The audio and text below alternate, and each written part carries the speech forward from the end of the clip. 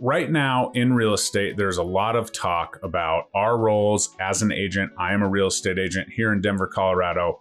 And as you know, the commission lawsuits and everything shakes out, I am getting a lot more questions about the difference between an attorney, an accountant, and a real estate agent. The truth is, you may need them all in some transactions, and we're going to dive into that and more as we go through this one today. So stay tuned. I'm Jeremy, and I am part of eXp Realty. I have the YouTube channel Living in the Denver Suburbs, and we are going to talk all about real estate agents, accountants, and real estate attorneys and the difference today. With the large amount of equity that homeowners have in their property, I have been referring my clients to accountants more and more lately when certain tax situations pop up, and then the attorneys come in certain situations. So we're going to unpack all that for you. But while we're here, like, comment, subscribe. I would love to have you as part of the channel. I am over on the YouTube at Living in the Denver Suburbs, and obviously Facebook, Instagram, as I am live there right now. So let's dive into this topic. And as a real estate agent, we are licensed by the state of Colorado. We are licensed to fill in the contracts, the blanks in the contracts, and advise our clients based on real estate strategies and all of the things. We are not allowed to, practice law as a real estate agent. And there's a fine line there because obviously there is certain things that come into play that have to do with certain laws. We do have title insurance here in Colorado.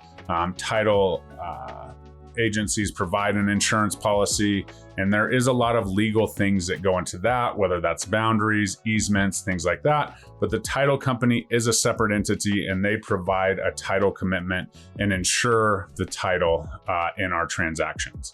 Now, there's a lot of stuff on there, and by law, we're not allowed to, depict or dictate or decipher what is in there. So if you have questions within the title commitment, we always refer to start with the title insurance company, start with the escrow officer, and then, possibly consult an attorney. And so first and foremost, agents are out there, they're showing you houses, they're getting you into houses, they're making sure you are approved, making sure you understand the finances. There's a lender as well that comes into play there. But that is, our initial role in the home buying process is really finding what you are looking for, right? There's not real estate attorneys out there showing a bunch of houses and strategizing. They come in after, once you're getting into the contract and looking at the property and the property's history and the boundaries and things like that. So as an agent, we work with that piece, and then we, can prepare an offer, we negotiate on your behalf, and, then the contract is off and running.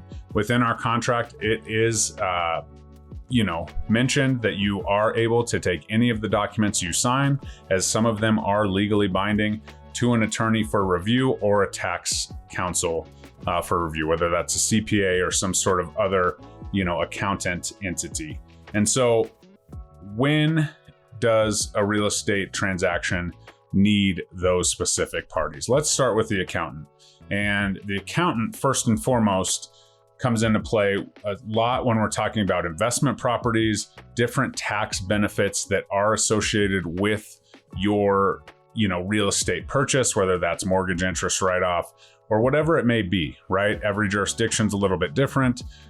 So those CPAs are able to dive into that and understand exactly all of the benefits, tax benefits, and liabilities that could come along with that.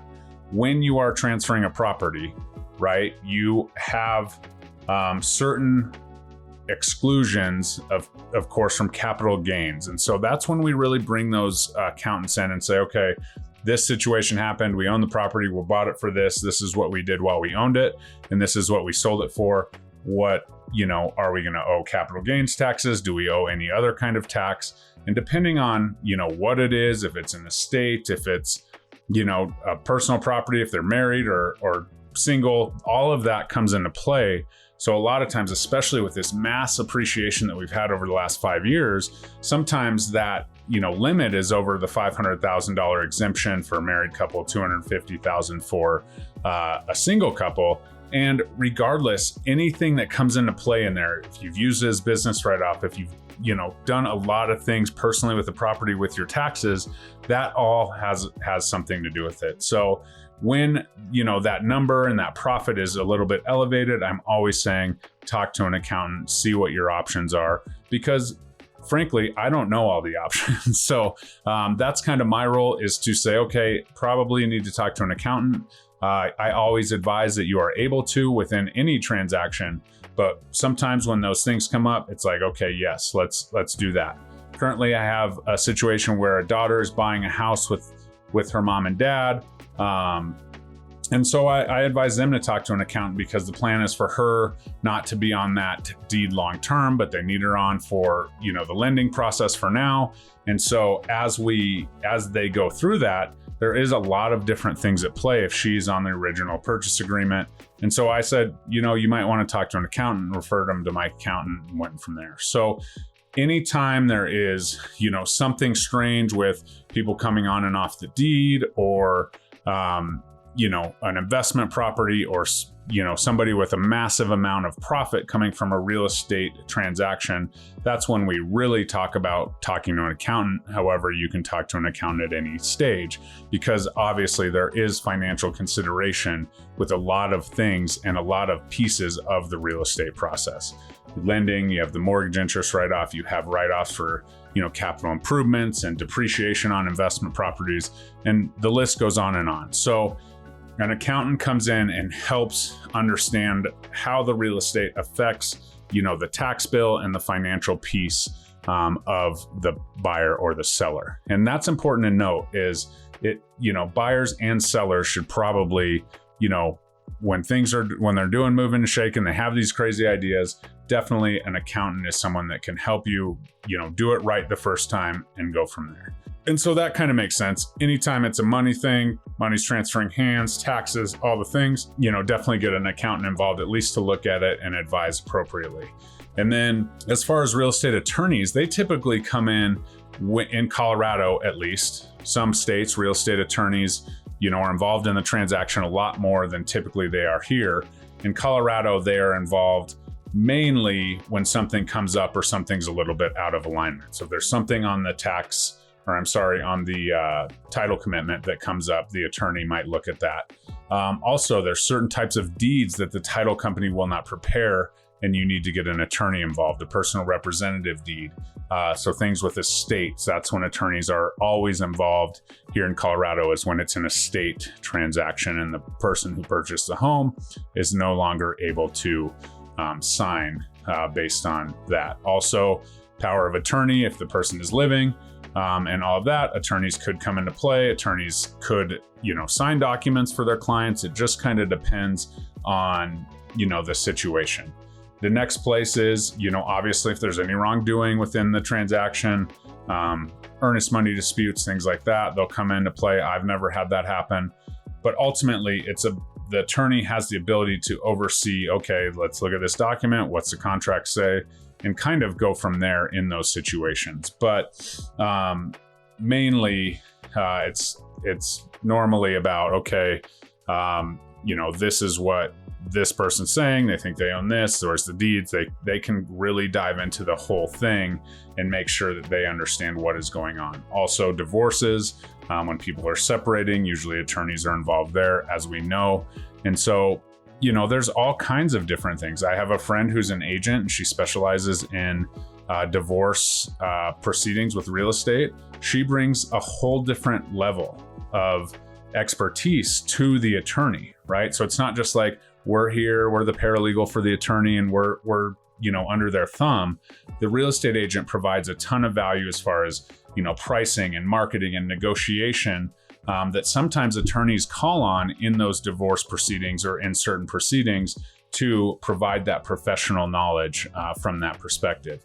And, the real difference is real estate agents will continue to stay in touch, continue to be a resource, where attorneys typically come in on a case-by-case basis, no pun intended there, but they'll come in and solve a problem, or, decipher or, sort out some sort of issue as attorneys do across the board. So Attorneys will review contracts and do all those things. Accountants, obviously, on the financial side, looking at, liabilities and costs and benefits and all of that in the real estate transaction.